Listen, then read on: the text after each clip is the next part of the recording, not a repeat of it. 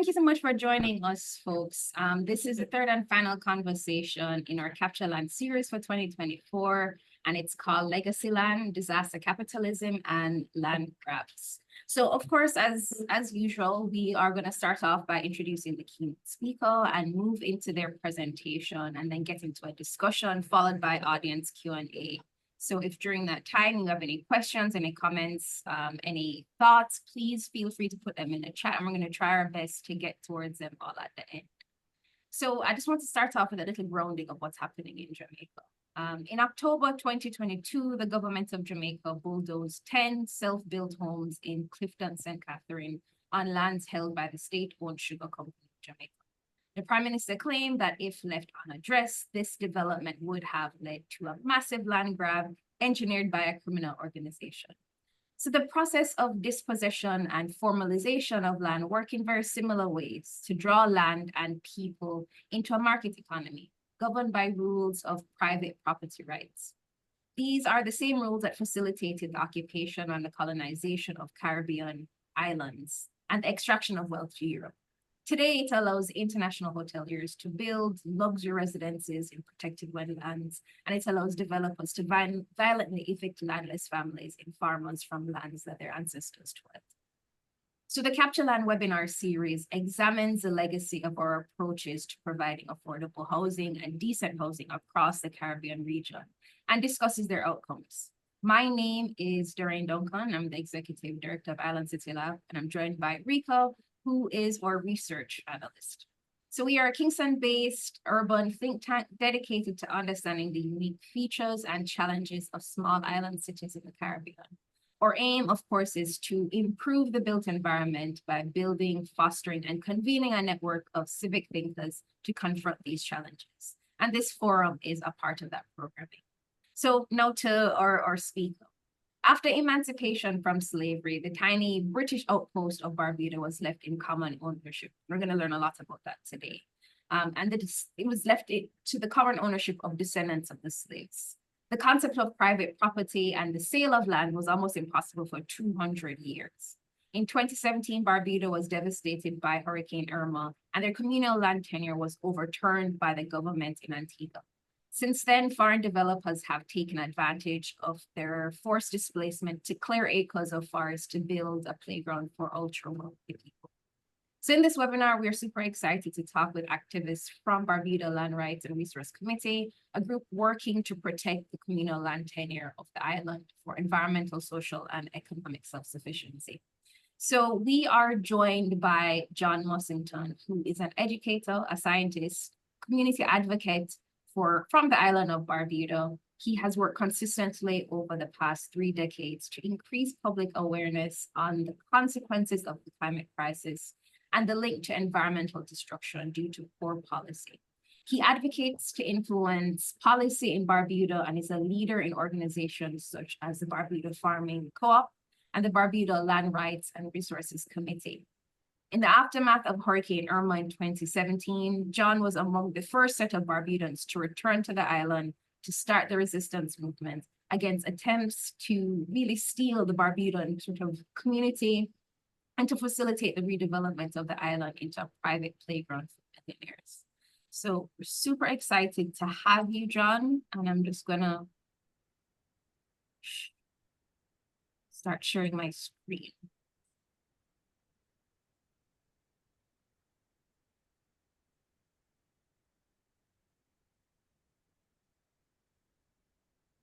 Over to you, John. Okay, thank you for that introduction, Doreen, and good day to everyone. Greetings from our beautiful island here in Barbuda. Now, as Doreen hinted to you, my task this afternoon is to tell you a story about Barbuda. I'll tell you about our unique history in the Caribbean as a small island and a colony after emancipation. I will tell you a bit about the benefits of our communal land system, which is unique throughout the Caribbean in that an entire island is managed that way in terms of its lands and resources. And I'll also tell you about the disasters we've had and the implications and repercussions and why we resist and fight today to maintain who we are as Barbudans, because we are ultimately linked to our land and our resources. So let me begin my first slide. Next slide, Dorian. So I'll tell you a bit about Barbuda. Now, during the period of enslavement in the Caribbean, Barbuda stood out in that it was not operated as a plantation as the other islands throughout the Caribbean. In fact, Barbuda was leased from the British Crown by Christopher Codrington. And the Codringtons owned plantations in Antigua and other areas throughout the Caribbean. So, for example, there was Betty's Hope in Antigua, and I think people would be familiar with the Codrington College in Barbados, sorry, and that is linked to that same family. So the historical background of Barbuda was that it was leased property from the Crown, and so the Codringtons literally operated Barbuda as a supply station for the other plantations throughout the regions. So Barbuda was used to raise livestock. It was used as a rest area, a place for rest and recuperation for the Codrington, the plantation owners. Through the historical records, we realized that they actually did research in terms of medicinal plants here in Barbuda. And so the climate here and the whole establishment on the island was one of producing resources for the other plantations, such as meat, salt, provisions, as well as to recuperate, rest, and do medical research. So that was how the island was used. Now, when the enslaved Africans were brought to Barbuda, because of the unique situation, they essentially had to fend for themselves. On the typical plantation, the enslaved people lived in what they call nigger houses and so on, where conditions were awful, the parasites and so on. So they depended hand and foot on the masters for providing their needs. Barbuda was different in the sense that what Barbudans provided was their labor in terms of managing the livestock, picking the salt, and apportioning a part of that labor to the enslavers. But pretty much we were left on our own to find our own sustenance in terms of our provision grounds and to hunt and gather fish, life, and that sort of thing. So that was the difference between Barbuda and any other island throughout the Caribbean. One thing that came out of that system was the situation where, as enslaved Africans, we were able to bring over and adopt our system of communal use of land and resources that we practiced in Africa. So we transferred that to Barbuda, and as you see on the map here, there was one village, and we had essentially the entire island and its marine areas to fish, to hunt, to provide for ourselves. So that facilitated a lifestyle of self-sufficiency, and we depended heavily on the resources of the land to be able to survive. We were not like the plantation slaves that you had to depend hand and foot for food, clothing, and everything from the masters. We had to provide for ourselves. So that is the historical background of Barbuda. Now, fast forward to 1834. That was the emancipation period. 1834, the 1st of August, in Antigua, the drums rolled, and on Long Street at the High Court, the steps of the High Court, the Emancipation Proclamation was read to all who assembled. Now, 25 miles away in Barbuda, we would not have witnessed that.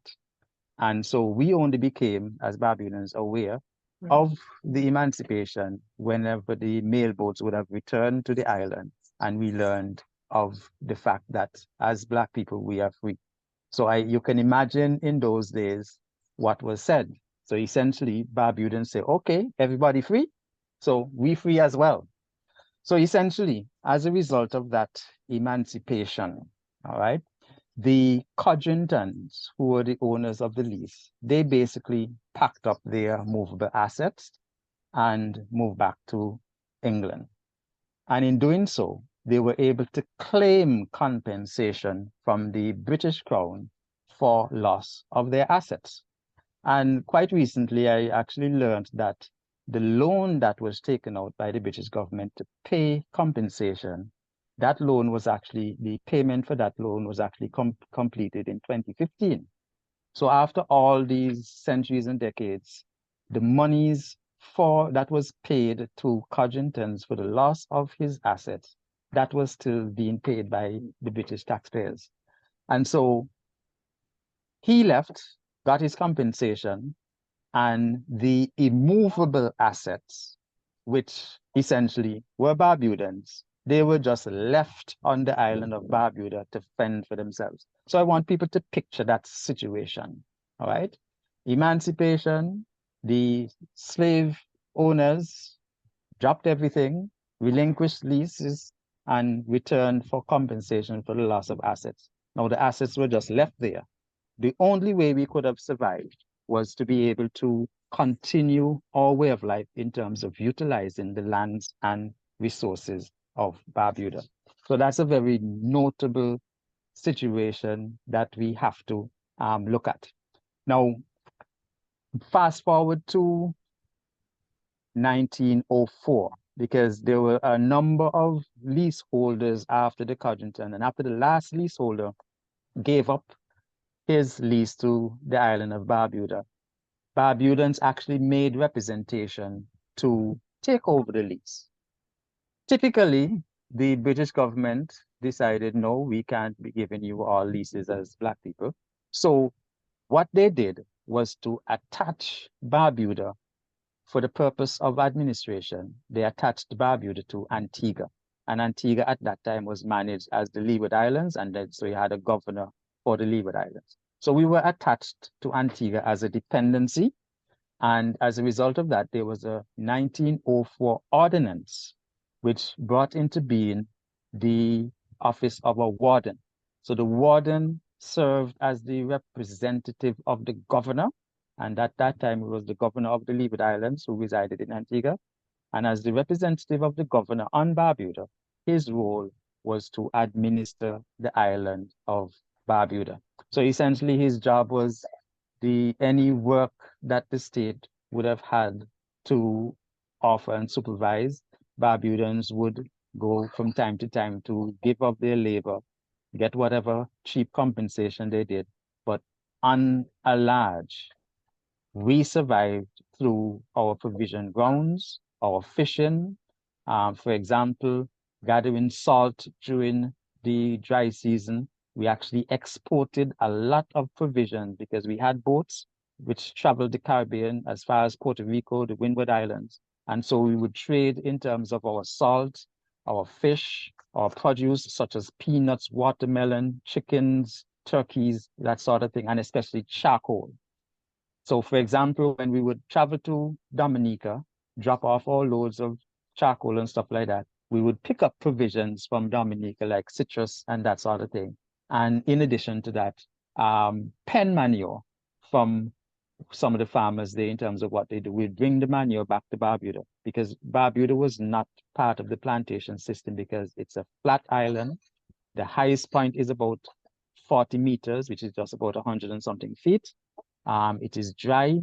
The soils are very thin. You have this thin soil and limestone. So that's why it was not suitable for growing sugarcane or tobacco or any of those intensive crops. So the type of agriculture we practiced was essentially shifting agriculture, which depended on having lots of land spaces. And only quite recently we realized the methodology used in terms of slash and burn actually incorporated biochar into the system, and everything was rain-fed. And so that is why the island was so productive. The technology utilized by the enslaved people carried on from generation to generation up to today. So that was the situation in Barbuda. And we became attached to Antigua under the 1904 ordinance that had a warden in charge of the people. But far and wide, our survival depended on us being able to utilize the resources of the land for our lives and livelihoods. Now, let us fast forward to 1967.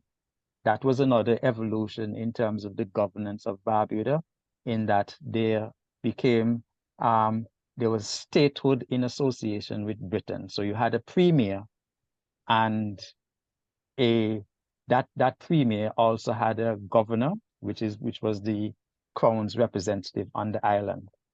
The next major legislative change came in 1976, where the Barbuda Local Government Act was passed. Now, that Barbuda Local Government Act brought into being the Barbuda Council, and the Barbuda Council essentially took over the role of the warden in the administration of the island of Barbuda.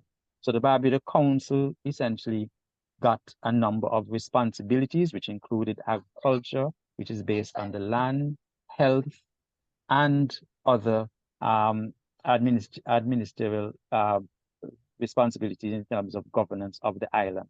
But one thing that remained was the common ownership of land.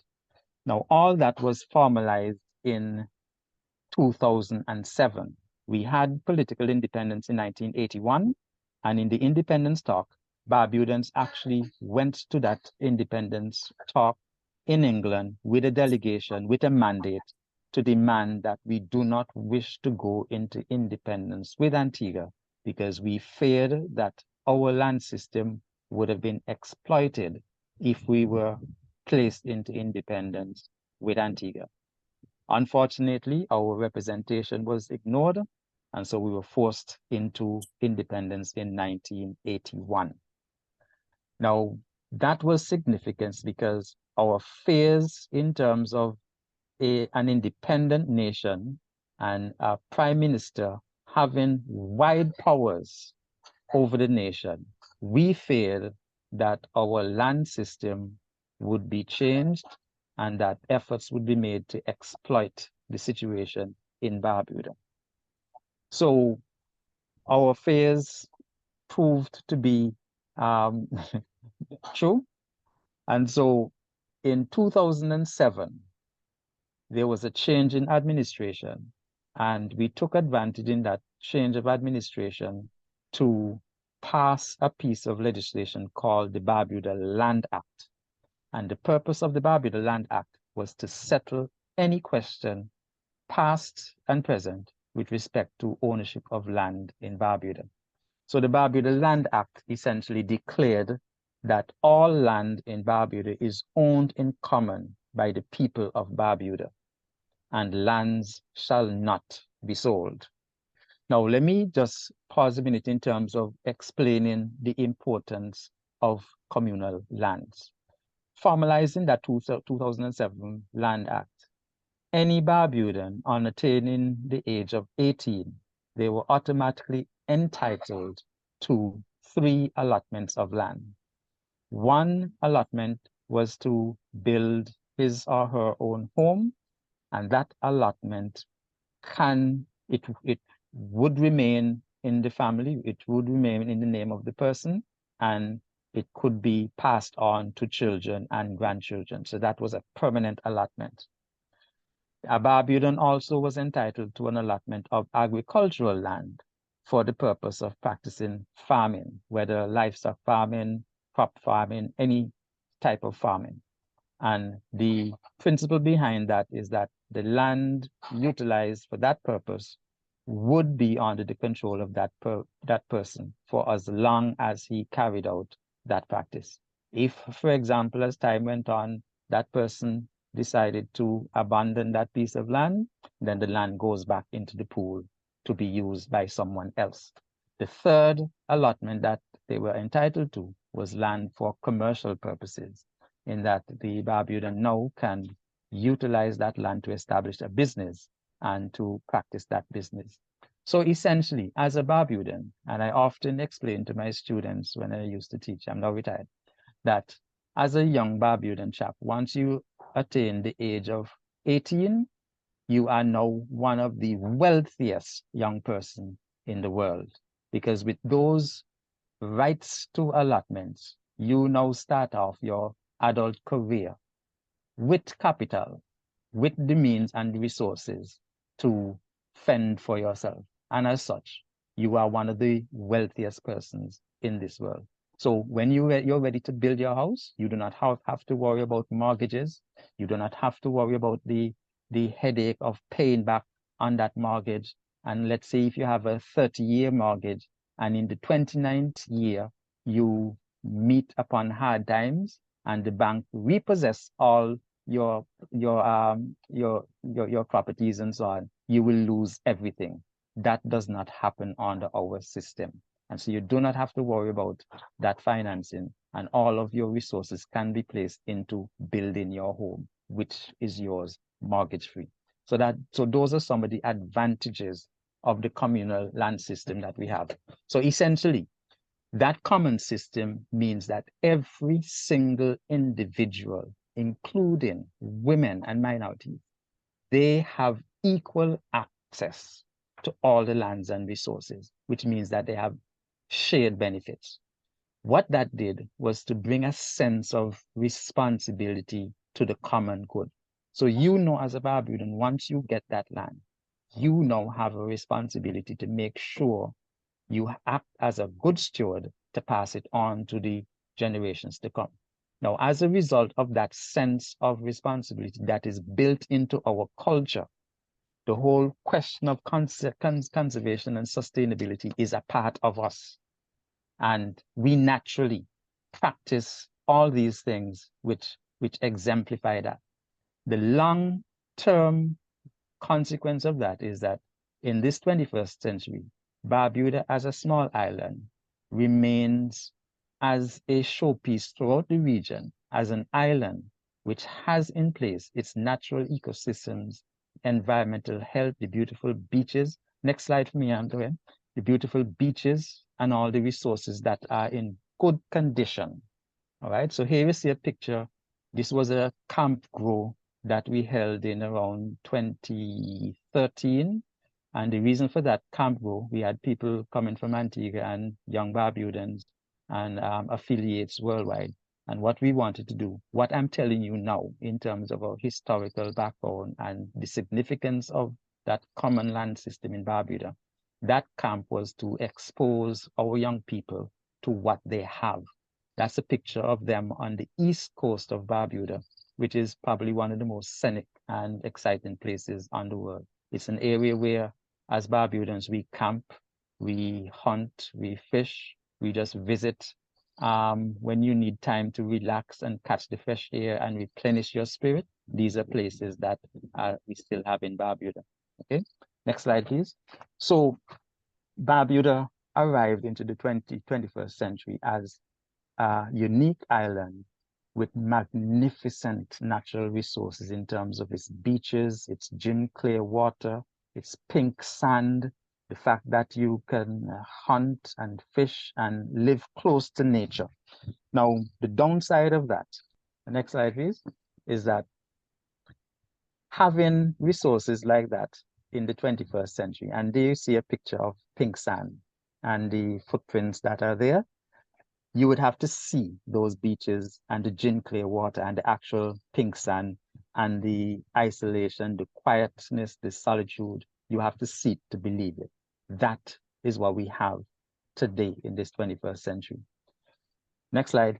The downside to all that is that these assets now become prime attractions for people who wish to exploit the circumstances and to actually utilize those resources for themselves. And unfortunately, we are living in an era of the climate crisis. And one of the consequences of that is that we are hit often by these natural disasters, hurricanes. So in 2017, we were hit by Hurricane Irma, and that hurricane devastated the entire island. And as a consequence of that, a state of emergency was declared and the entire island was evacuated. Next slide, please. Now, 2017 was not our first hurricane. We had our first major hurricane in about 1986, somewhere around there. And from that time, we had in 1995 a Category 5 storm called Hurricane Lewis, which actually devastated the island as well. The difference between 1995 and 2017 was that in 1995, we were able to rebuild and sustain ourselves in terms of overcoming that disaster. And it was only because of the natural resources of the island, the mangrove systems, the beaches, the wetlands, and so on, that we did not suffer worse in terms of Hurricane Lewis. 2017 was the same. Hurricane Irma was the strongest at that time to ever pass through the Atlantic, and it slammed into Barbuda directly. Had it not been for the health of our natural resources, it would have been much worse in terms of lives lost and damage. But we survived. The unfortunate thing is that others at that time saw the disaster as an opportunity to redevelop Barbuda. And I will tell you this way. After the impact of Hurricane Irma, right, we were evacuated, and then we heard a sort of narrative. So, for example, we begin to hear that for the first time in 300 years, Barbuda is uninhabited. Now, that was a narrative coming out of official sources.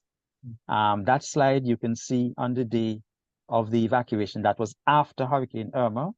We were told that another storm was approaching, and so a mandatory evacuation was inflicted.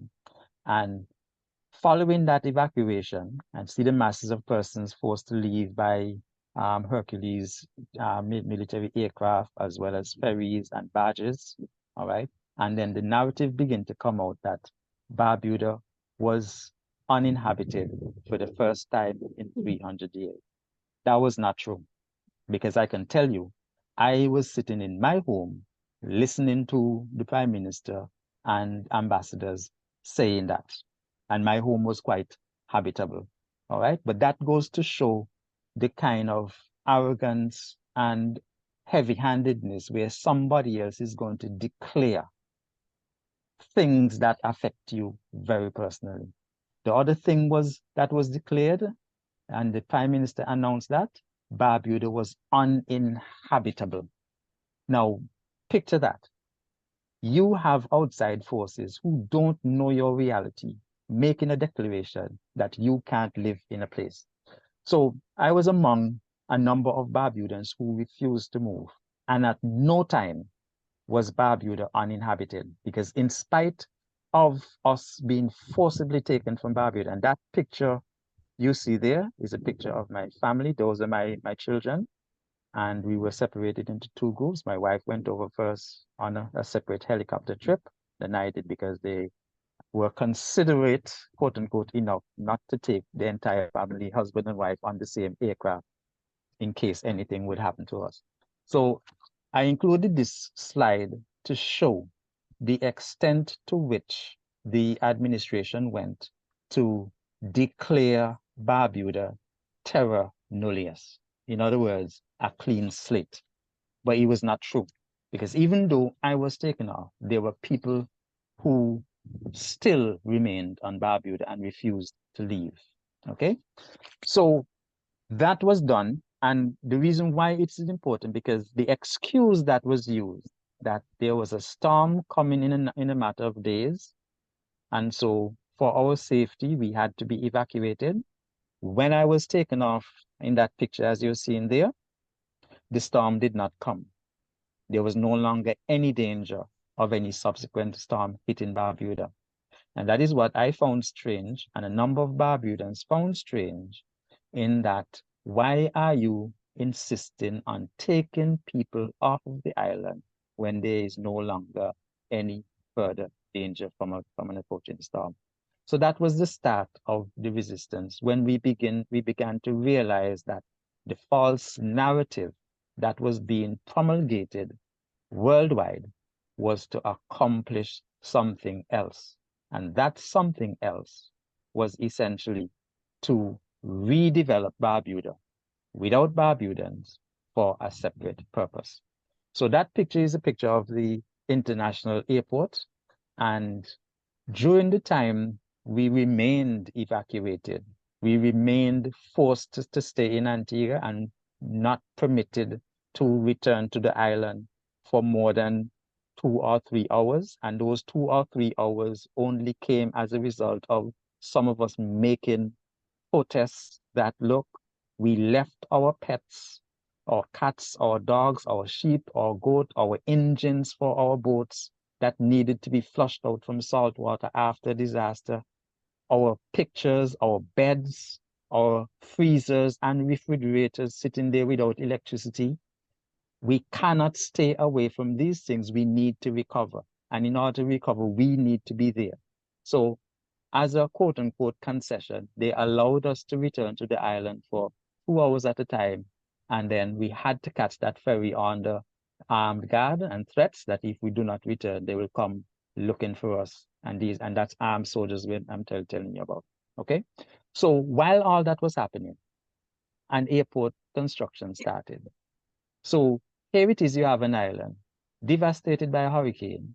The priorities with respect to recovery and rebuilding, that priority was superseded by redevelopment. And that redevelopment included the building of an international airport so as to start a development by a company called Peace, Love, and Happiness. And that company employed another conglomerate called Discovery Land Company. Discovery Land Company was supposed to establish an exclusive residential community where luxury properties would be created and sold on the market. Now, I particularly mentioned Discovery Land Company because that company has a history throughout the world. Remember, we started with the history of Barbuda. Don Cristobal Colon, we know him as Christopher Columbus. He sailed by and he claimed he discovered Antigua and Barbuda. Now in 2017, we have a company now, Discovery Land Company, who was rediscovering Barbuda again. And just like Christopher Columbus, and the reason why we were brought here as enslaved people, for the purpose of wealth extraction, in 2017, the process of eliminating our communal ownership of land to redevelop the island in order to sell luxury properties to millionaires. In other words, colonization again, wealth extraction. That is what Barbudans face. So that picture tells the tale of areas that we now have in Barbuda. A significant portion of Barbuda in the form of the Codrington Lagoon wetlands, bordered by Cedar Tree Point and Palmetto Point, was declared in 2005 as a national park. It was also declared as a Ramsar site because of its international significance in terms of the wetlands that are present there. On Palmetto Point, you have, and that's a picture of Palmetto Point, you have sand dune systems that took millions of years to form, mangrove wetlands, as well as other freshwater sedge wetlands. You have unique biodiversity there, some of which we have not yet cataloged. Now, as a result of the decision to redevelop Barbuda, that area, for example, of Palmetto Point was earmarked to be redeveloped into an exclusive residential community where 450 properties, private properties, would be established for sale to millionaires. So what you're seeing there is the transformation of a protected area declared a Ramsar site into golf courses and luxury residences. So here are pictures of the transformation, and that transformation represents loss of biodiversity. It represents loss of wetlands which protect our coastline from these massive Category 5 storms. Those artificial lakes that were created represented sand and sand dunes which took millions of years to form. They were all excavated the sand transported to another site on the island, Coco Point, where they were shoring up their structures to build multi-story luxury residences as part of transforming Barbuda for a place for wealthy millionaires to live, Discovery Land Company. So Christopher Columbus claimed he discovered Barbuda and Antigua when he passed by. So in 2017, Discovery Land Company is coming back to rediscover Barbuda again. And the purpose is for wealth extraction through the sale of luxury properties. So when we realized what was happening, all right, I was one of the first persons to return to Barbuda because the narrative was not meshing. We were able to see that there was a different motive afoot. And so we formed a resistance movement. And so Barbudans began, the state of emergency could only last for 30 days, then it would automatically expire. And so once it expired, Barbudas returned to the island. And even though the priority was in building an airport and actually redeveloping these private residences, electricity was not a priority. Medical services was not a priority. Educational services, that was not a priority either. In fact, some of the first residents who came back to Barbuda, we had to establish a private school. Some of us as teachers, we opened a school in the church. Our Ministry of Education threatened to close us down because they said only they can authorize the running of a school.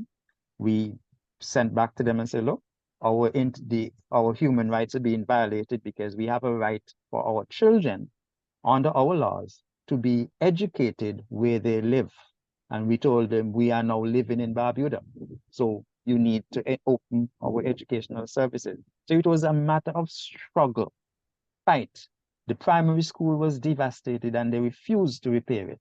So a corporate citizen donated funds to the Barbuda Council, Sanders Corporation, as well as Barbudans living in the diaspora. They contributed in terms of donations of materials and equipment. And so we rebuilt the primary school. The secondary school, we forced them to open that in 2018 because the strategy they were using is that under our system, education from age 5 to 16 is compulsory and parents can be charged for not having their children in school. So we held out, we established our own learning space in 2018 and told them, look, we are demanding our rights to an education. So you have to open the school here. And they declared the primary school as not fit for rebuilding. And so with the Barbuda Council and with contributions from private citizens, we resisted that. And out of our own labor and resources, we rebuilt the primary school. And the reason for that was that if that school remained closed, the bulk of the children, over 200, close to 300 children, would have to go to Antigua to receive primary education. And if the children have to go, then parents will have to go as well.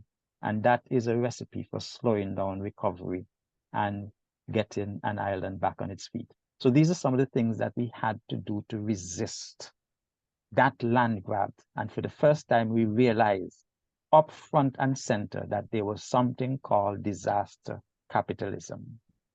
And we saw it face to face, but as Barbudans, our land, our resources represents who we are, and our centuries of being able to survive, being able to fend for ourselves, that was under threat. And we said, no, we are not going to be deracinated. And I use that term because during the process, when we started to return to Barbuda in defiance of the central government administration, there was all sort of verbal abuse, and we also called deracinated imbeciles and all sorts of threats, just because we refuse to remain evacuated and to allow our island to be redeveloped to serve the purposes of disaster capitalism. So that is the story of Barbuda.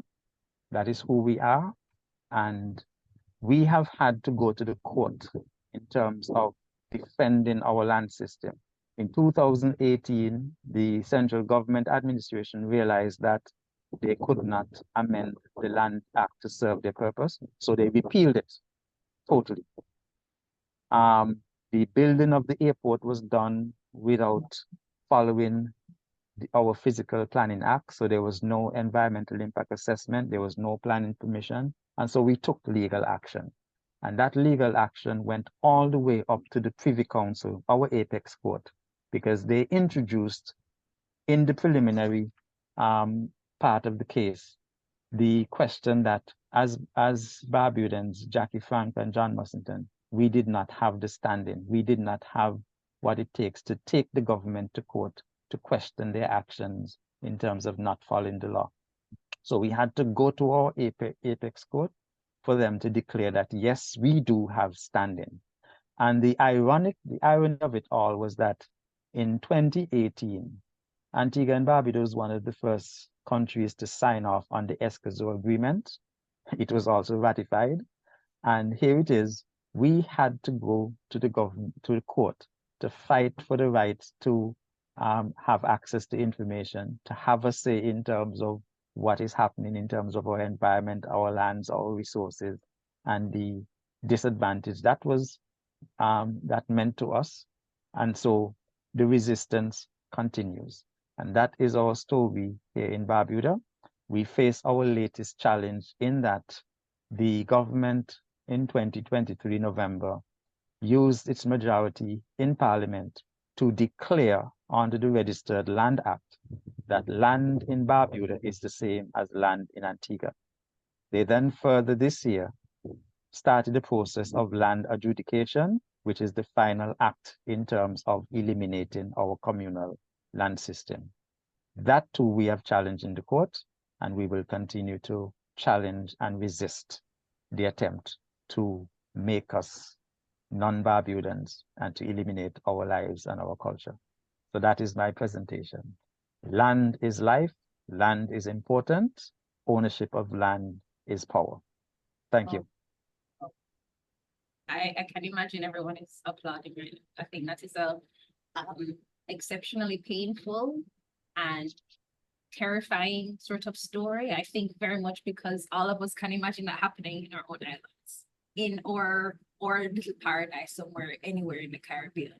And yeah, I have a bunch of questions, but obviously we have an agenda and trying to stick to it. So I just want to bring on Amanda Byer, who's going to be our panelist and help us kind of break down everything that we just talked about a while ago with John. Amanda Byer is an environmental lawyer from Grenada. She lectures in environmental law and climate law at the University College Dublin School of Law, where she's a senior researcher in Property Injustice Project, funded by the European Research Council. She researches landscape and spatial justice issues in international law, engaging themes of property, sovereignty, and environmental justice. We learned a lot a while ago, Amanda, and I kind of want to hop to you first, right? I think across the region, and I'm speaking as a Jamaican, right? It seems that we hold up this sort of system of private property as sacred.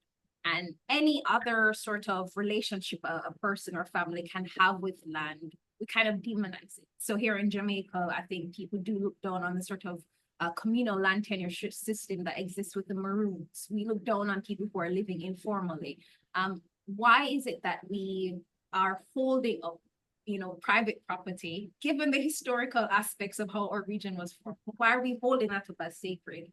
And we are not open to kind of having discussions about the broader range of relationships someone can have with land. Yeah, well, thanks, Doreen, and greetings everyone from Dublin, and thanks, John, as usual, for the excellent presentation. Yeah, that is the question, Doreen, and that underpins the research I'm currently doing.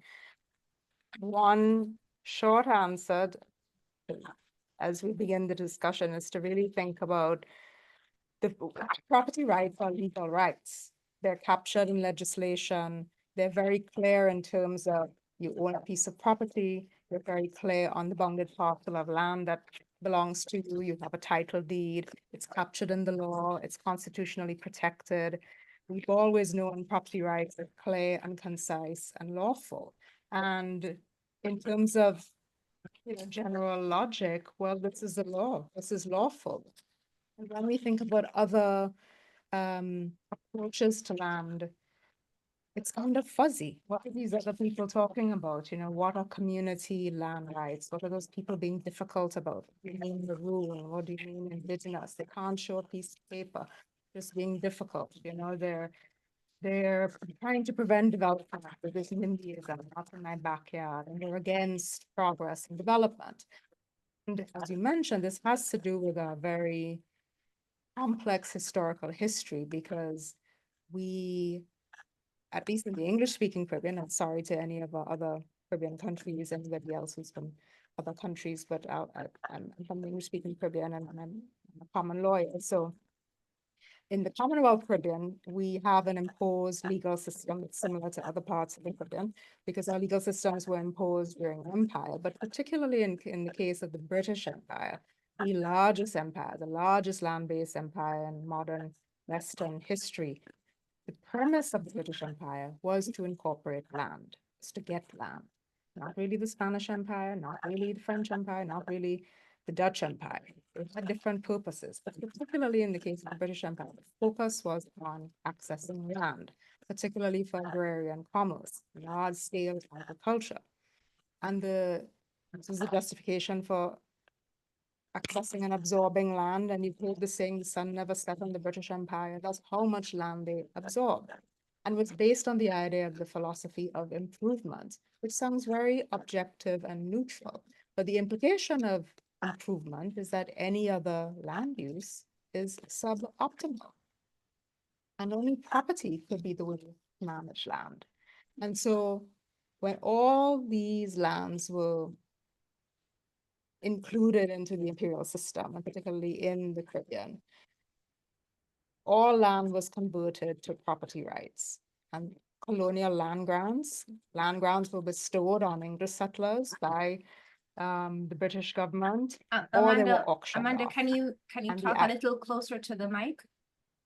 You're a little bit low. Put up my volume. Is that better? Yeah, but stay closer to the camera. Yeah, that's good. Sure. So, yeah, so property was, land was converted to property, and English settlers were expected to develop the land, improve the land through agriculture. And this was a right and proper way to hold the land, ignoring the fact that there were other people living in the region who had their own relationships with land, that were complex relationships with land, that also included a cultural dimension as a base for identity. Supporting community livelihoods and sustaining the place in support these communities. They were reinterpreted by the Commonwealth system as underdeveloped or natural or primitive in need of this improvement. And so that was the basis for, as John mentioned, this idea of terra nullius, or uninhabited land or unsettled land. There was this idea that the land was not being properly used and left fallow, and it needed to be used.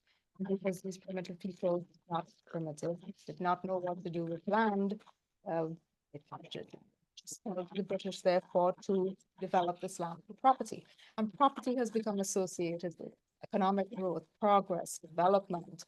And if you hold that property, even today as a property owner, you've got your title deed, you put your fence up around your land, you're a good landowner. You have a proper and official relationship with land, and not one of these pesky, difficult people who are maybe homeless or vagrant or agitating and bothering the government and bothering people. So that's why we see this language around other alternative ideas of land being sort of demonized. Yeah. As opposed to property. Property is clear and convenient. And that's actually very misleading. And that's what many people has been trying to show. It's actually the other way around. Property is the exception. All over the world, people have had complex cultural, communal ways of living with land. And property actually cannot justify this privileged position it's in. It doesn't rest on very consistent, secure, conceptual foundations.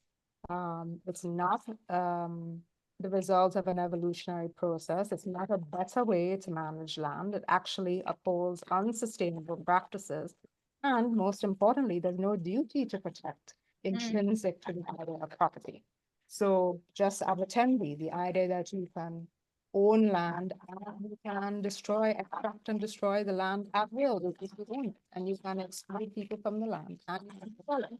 So there's nothing in the logic of property that has to do with protection and sustainability. And we are seeing the fallout of that now around the world as a result of these practices where we have limitless extraction leading to these crises in biodiversity loss, extinction, ecological collapse, and of course, climate change. They're all precipitated by property rights and not the local communities that we want to blame. Interesting.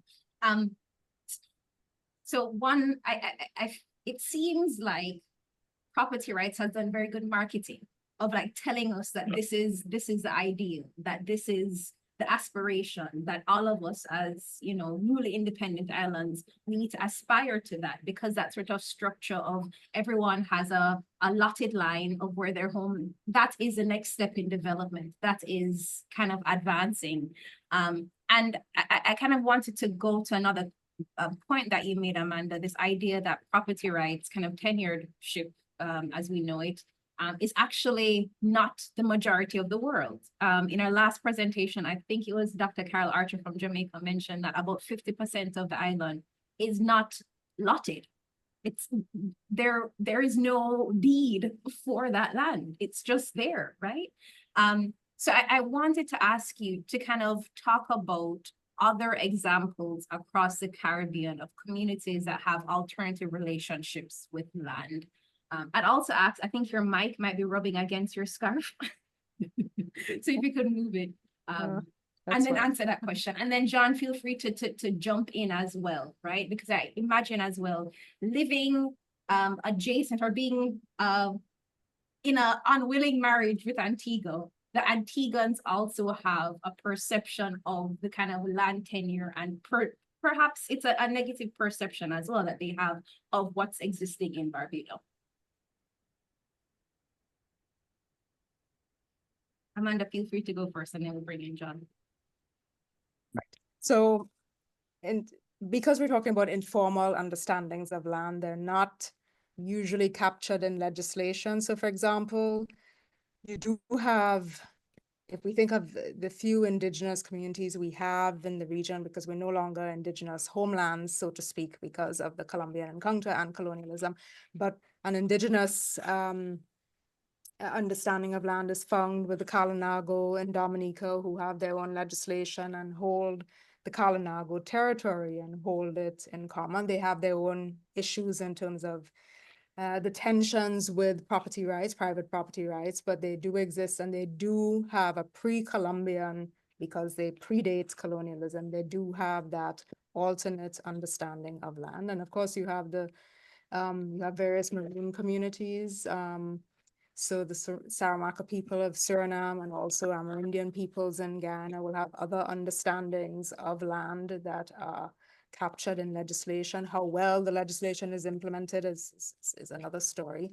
But, you know, as John has exemplified with Barbuda, communal land isn't only an indigenous way of understanding land. So you do have other understandings.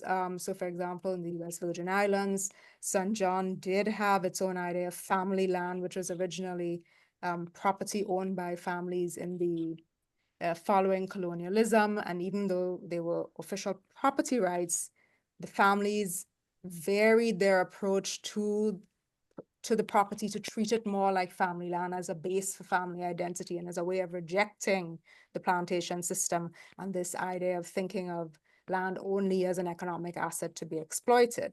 And that way of thinking has certainly, it's certainly been there up to the 1990s. I'm not sure now how St. John, you know, these informal approaches are always under pressure because of the tension with property. And you know, some very interesting research that needs to be done in the region is actually documenting these understandings of land. They may not be clear examples of communal tenure, but what relationships with public space do people have? What non-proprietary interests in land do Caribbean communities have across various islands? We just may not be aware of them. They're just not properly documented because they're not respected. Okay. But those are certainly some John? communal understandings. Yes, Doreen, I want to emphasize a point here in terms of the conversation. Now, the notion of wasteland, and Amanda mentioned it. If land is not brought into the system where you have a piece of paper with parcels it out, that contributes to the notion that land is there to be exploited. If it's not being exploited, it's wasteland. It's not serving any purpose. Now, the indigenous people and the whole communal land system, their approach to land is a sense that the land do not belong to us. We belong to the land, and we're part of a system. And the tendency to look at that because you don't have a piece of paper and because you don't use the established colonial approach to land, that is primitive. What we are now understanding, we have always known that. And little by little, the world is beginning to understand. We are now in a climate crisis. We're in danger of losing this entire earth because that approach of looking at land as just something to be exploited has brought us to this point. So you know what? You know who have the primitive notions about land? Is the colonials. Those persons who have come. We have it right. We are part of the land, and the land has carrying capacity. There's no such thing as wasteland. We all breathe oxygen, and we need trees to provide that oxygen. Trees breathe carbon dioxide. The trees need us to provide that carbon dioxide. So every inch of land space is a part of a whole which serves a function. There is no such thing as wasteland. So that primitive notion that was brought by colonialists that is still being inflicted on us. So many of the Caribbean islands now, the Pitons in St. Lucia, the Grenada land actors and their struggle they have, the Maroons in Jamaica, the Saramacc people, the Maya and all these indigenous people that are fighting the imposition of this notion of wasteland, and land is only of benefit if it can be monetized. That is primitive. And unless we address that, the climate crisis is going to crash this earth, and it will no longer be able to sustain human beings. It may sustain something else, but certainly not us. Okay? There is this really intense perception, right? And again, I'm speaking from Jamaica, right? When we're talking about either unlotted land or informal land, right? That there is this level of, in Jamaica, chaka-chaka-ness, right? That it's unorganizable, right? It's not possible to perceive people having structures and having organization of how they monitor system, of how they have systems to monitor the land, monitor things like the carrying capacity, right? Without us thinking about, the government setting rules and laws, it's imaginable for us to perceive that these things exist, right? So that's, I guess, piece of where I'm going, but there's a question in the chat from Imani Duncan Price, about who monitors, who does the stewardship, how do those systems work in a communal sort of land tenure frame? Because right now, I think there's a saying like capitalism makes us very uncreative, right? So I can't even imagine how do we set up systems like that where I can't just call the police and say my neighbor is doing X, Y, and Z on my property. What are those systems? What do they look like in Barbuda and elsewhere? In Barbuda, I hinted at it because this is something that we have been doing for centuries. It came with us from Africa in terms of that. So a system doesn't have to be written in a book and documented. A system can be part of a culture.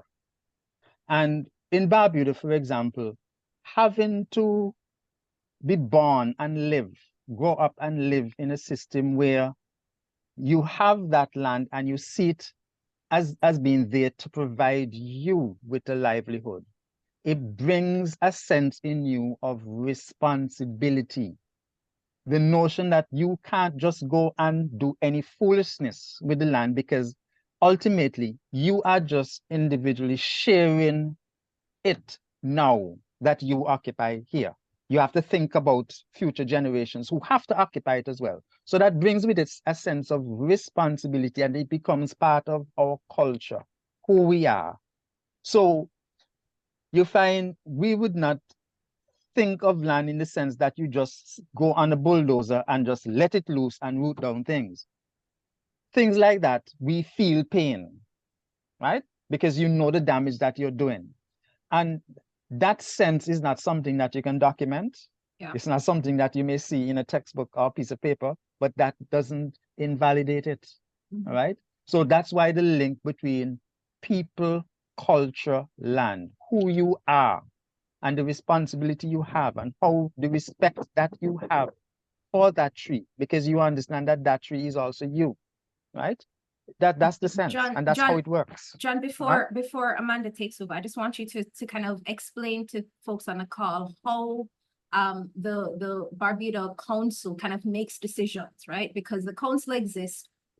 So someone is asking, how is the community involved with making those decisions of who can get land and what can be done where? Can you talk a little briefly about that? Okay, the system has evolved over the years in that, remember I gave you the historical background. There was the warden, and now the Barbuda Council takes over the responsibility of the warden. And that system was essentially set up to allocate lands to people, with the understanding that, look, you are 18 years old now, you are a Barbudan, you need to build your house. Okay, we are allocating you that particular plot of land. And so for example, the lands committee, on application from a Barbudan for land for building a house, they will consider that and grant that allotment to that person. That allotment now remains in his family, and he can pass it on from generation to generation. The same with agricultural land and other systems. So any major decision. So for example, when the first hotel was built in Barbuda in the 1960s, the Cocoa Point Hotel, it required there to be a village meeting. And the village meeting is standard in terms of how we do things here. So in that village meeting, the proposal will have to be laid before everybody. This is what we intend to do. This is so you have to make the case. And then as a people, we vote to say yes or no in terms of its acceptance. That was transferred to the Barbuda Land Act in terms of a formal process. You had to have a village meeting, you have to have a quorum. There was a requirement for all the proposals to be laid on the table so that people can see it before, so that they have free, prior, and informed consent in terms of that vote. So that it was formalized in the Barbuda Land Act in terms of that process. That quote unquote, some people would call primitive system of a village meeting, it was actually an advanced system that guaranteed community involvement in decision making. Okay? Thank you. Amanda, do you want to hop in and kind of talk a little bit more about the other tools that different communities are using to manage and steward the land? Well, again, John's great example of how the institutions were put in the example of Barbuda as a working commons is really instructive, because as John was talking about the 300 years over which Barbudans, the original enslaved Barbudans and their descendants down to John today, how they've had this long relationship with land and place-based knowledge. That knowledge of Barbuda, that local expertise, is what has informed their relationships and the institutions that they put in place to sustain the relationships and the land. So they are in this complex dynamic together. This is how the place is maintained. This is what we call a landscape in the law. And because it's place-based and unique to the place, it's not necessarily replicable across the Caribbean. What we have to do is look at what's happening in place and what's happening in the communities. Because when people do try to put legislation in place, and they've tried to do this in England, recently they've had modern legislation for registration of the commons, it failed because they tried to treat all these places as generic and the same. and manage them in the same way, and so it never worked. So you have to pay attention to that place-based knowledge, that local expertise from the people in the area. Those people have to inform what the practices are if you are going to, if you want to formalize them, if you want to capture it in the law. But the other way that people have been trying to deal or trying to protect places is actually to the example of the Mussington case that John and Jackie and Barbudans just brought, is to make use of procedural rights. So you may not have a substantive formal right in your country or in your community to a place or to a commons, but you might be able to protect that commons through demanding environmental information about the commons, by protesting land access and land use by certain actors and defending access to those places, and so indirectly contribute to protection of those places. One way that was done through the Mussington case is by the reason why one of the reasons why the case is important is that that case for the first time articulates standing beyond the property. So traditionally in the Caribbean, in the common law countries, if you want to go to court, you must have local standing. You must have standing to bring a case, which means you are personally affected. And that's usually defined as your property rights being affected. John and Jackie and the Barbudans don't have private property rights in land, but they protested the way Barbuda was being developed, and the court agreed with them. The Privy Council agreed with them and said, yes, if you have local-based expertise, John's expertise as a professional ecologist who has worked as a consultant on EIAs with the government, the fact that he is a Barbudan, is a citizen of Antigua and Barbuda, the fact that he has lived on the island, all of these things contribute to him having a right to bring a case and to contest the central government's decisions that can affect him and Barbudans. So this is transformative. It opens the way for other communities in the Caribbean to bring their own cases if they can also show that they have similar relationships with land, that they are trying to protect ecosystems that are vulnerable. And that case cited the Escazú Agreement. It's the first case to cite the Escazú Agreement in the English-speaking Caribbean. So it grounds the case in the Escazú Agreement, acknowledges the Escazú Agreement, and the Escazú Agreement clearly states that citizens must have broad standing. So you must not interpret standing restrictively as in only if you own a house in the area, then you can bring a case. But if you live in the area and you are affected by pollution, but you don't own anything, then you do not have standing. No, court is doing away with that, and it is agreeing with what Escazú says, that you must have broad standing. So that's another way. And another case that might be of interest to people is the Caribbean Court of Justice ruling in the Ronald Gaskin case, Guyanese case, Ronald Gaskin against the Minister of Natural Resources. Mr. Gaskin did not win this case. He also challenged the government's decision to give a planning permit for petroleum exploration. But this is the advantage of bringing a case. The court found that citizens should be allowed, public-minded citizens should be allowed to bring cases, and they should not be subject to punitive costs. In other words, if you bring a case and you're worried about if you lose the case and you have to pay all these costs afterwards, that is a barrier to environmental justice. And the PCJ said, no, you know, that's not fair to citizens who are trying to protect the environment. And it also cited Escazú. These are two recent cases, John's case in March of this year, February, March, and this case in June, showing two regional international courts actually being very progressive in the way it's interpreting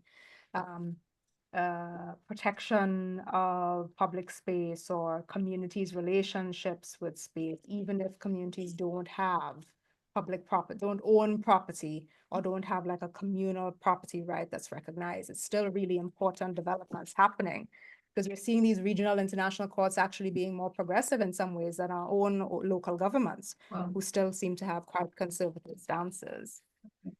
And I think that's a super interesting point, because I think my understanding of sort of colonial history in the Caribbean is, it's not just the Caribbean, just really anywhere in the New World, is just that if you don't own land, you don't matter. right? Yes, And I think basically, yeah. all of what you've just explained is that I could be living next to somebody who is burning toxic chemicals every single day. My complaint, my health, my issues matter not in the court unless I own that land I am on. And what you're saying is that there are no precedents that exist, thanks to John and Jackie from Barbuda, Yes. that say that regardless of what I own, whether or not I have a deed, my experience of this land and my experience on this land do matter, and that there is an avenue for us to take this up with the courts.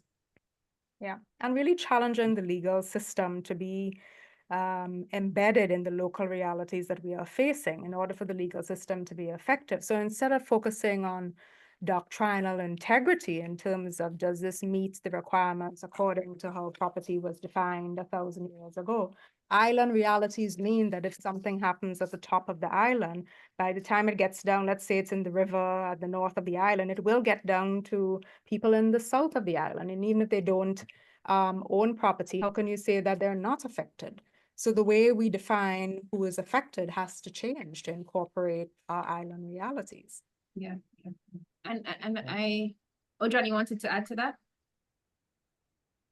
Yeah, just to emphasize that point, because previously what was being done in terms of the notions of land ownership was very restrictive in terms of our rights, and especially when you have signed on to an escrow agreement, and when now, according to United Nations, the right to a healthy environment is now considered to be a human right. So you no longer can continue using those notions that you have to own property to have standing.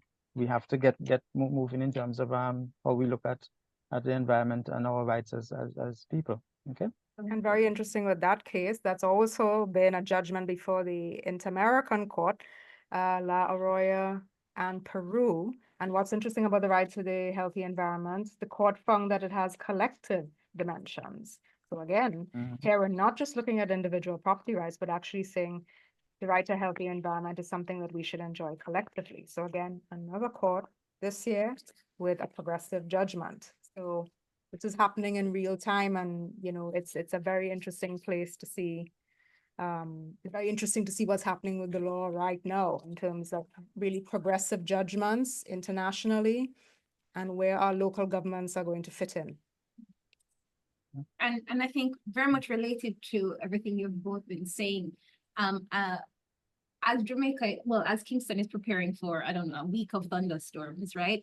Can you both just, as succinctly as possible, because I have another question I want to wrap up with, but how is this sort of communal approach to managing and dealing with land? How does that help us in terms of climate resilience and recovery? Yeah, for one, island reality. We live on small islands, right? And it brings with it a collective responsibility, because we are going to be impacted by the consequences of the climate crisis. And the only way we are going to be able to adapt is through use of our notions and our practice, our culture in terms of how we manage our resources and our lands. If you take that from us, you're going to be taking our ability to adapt to those consequences that impact us. So that's something you have to seriously consider. Okay.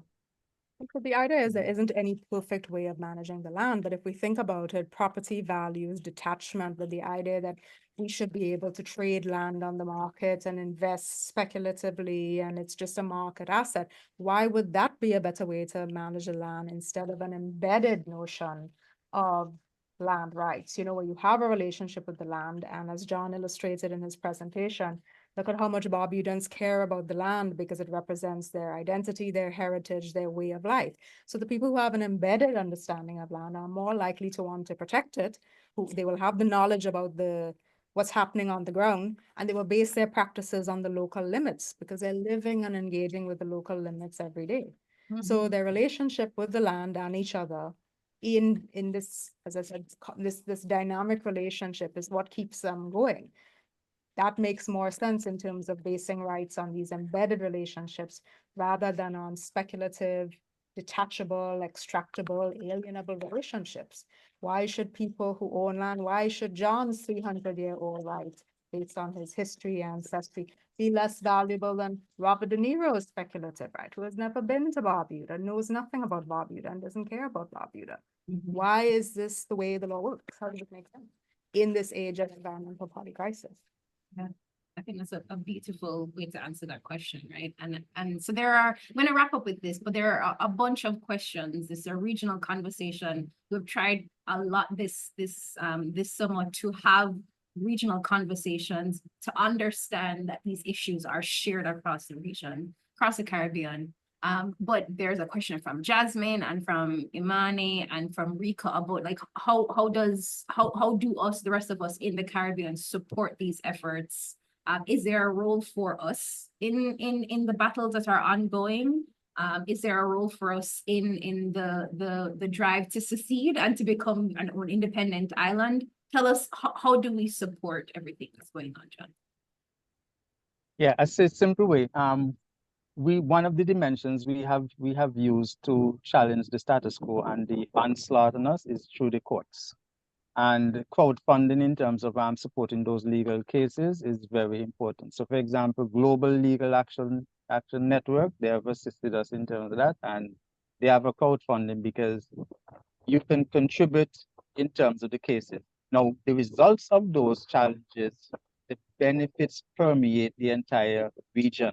So for example, our victory on standing at the Privy Council, it means that every jurisdiction, every country that's under the jurisdiction of the Privy Council, you now have that precedence in terms of that protection that is offered there. Escazú agreement now is something else that binds it together, because it means now the Escazú agreement has been mentioned as a precedence in a case, which means that where it covers the Latin America and the Caribbean, others now can benefit from the results of that decision in the court. Okay? Yes. Another way is to check and see if your country is a party to the Escazú agreement, and to ask your representatives why or what the status is if they are engaged in becoming a party. That's a way for us. So if your country is a party, it should put legislation in place, local legislation, so that you have these procedural environmental rights, which means you can request of your government environmental information on what's happening in your local community, what's happening to a neighboring ecosystem. They are supposed to provide that information. It holds state actors accountable. They have responsibilities to gather that data and disseminate that data.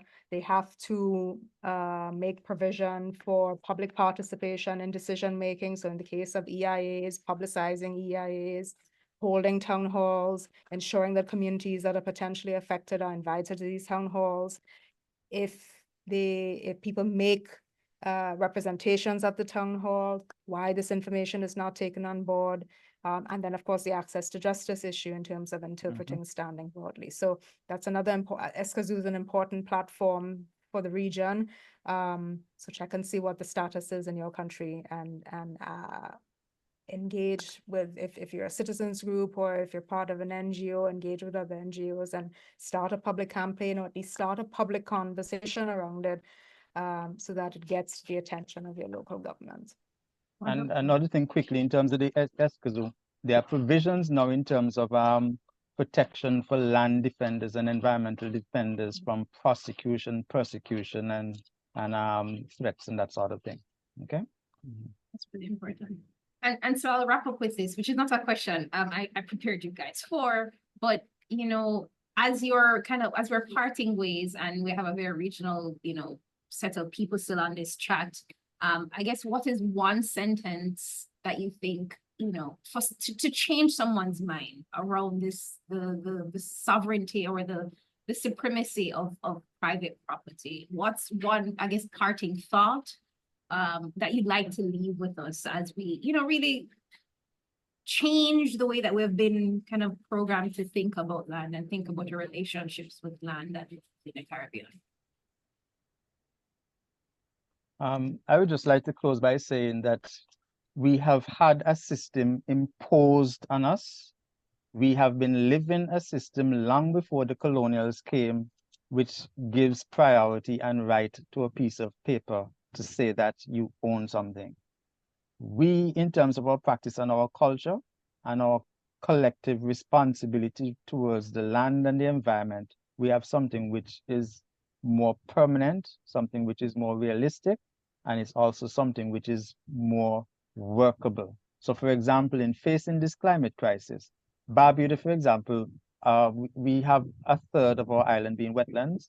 Based on the sea level rise predictions, it means another third is going to be become wetlands. Some people see that as gloom and doom. You know how we see it as Barbudans? More wetlands means more lobster, fish, conchs, and seafood. It means cleaner beaches. It means more birds. It means more ecotourism. It means more livelihoods. So means to adapt to that, we have the answer. Okay? If you take that from us, we will not be able to survive the climate crisis. That's Amanda, great, last John. thoughts? I would just say, think of property as property is the outlier. Property is the exception, not the rule. The rule is communal land. So flip the way around, flip the way you think of property, flip it upside down. And if property is the outlier, if it's the odd one out that doesn't belong, and if it's totally ambiguous, that opens up the door to reform. So push your governments, push your representatives, ask more questions, and clarify what is property and what is it doing in our system, I think that really helped me when I was doing research. If property is the odd one out, not communal land, well, then we have to completely transform the way we think about property, land rights, and the law. Well, I think this is the perfect way to end the series with you two and on this very, big picture conversation. I want to thank everyone for staying with us. I know it went significantly over, but I appreciate that you all are very interested in the conversation and wanted to learn more from this like extremely helpful conversation, which, I think I'm new to this as well. And I want to thank John and Amanda for saying yes and being a part of this conversation.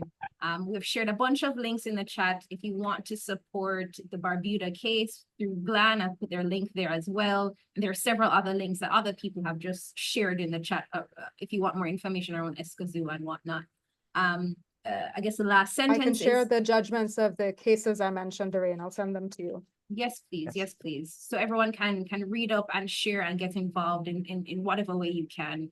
The last thing I'll say is that all of these recordings, these webinars have been recording and they will be posted to the Island City Lab YouTube channel later on this year. And I want to thank you all for participating in this conversation and helping us think through the Caribbean that we want to be a part of, the Caribbean that we want to see, right? So yeah, that's it for me. Thank you so much. Thanks, John. Thanks, Amanda. Thank you, Rico. Thanks, everyone. Thanks for the opportunity. Good to be here. Thanks, Doreen, Rico, Island City Lab. Good to see you, John. Good to see you as well, Amanda. Thanks. Take care. Thanks.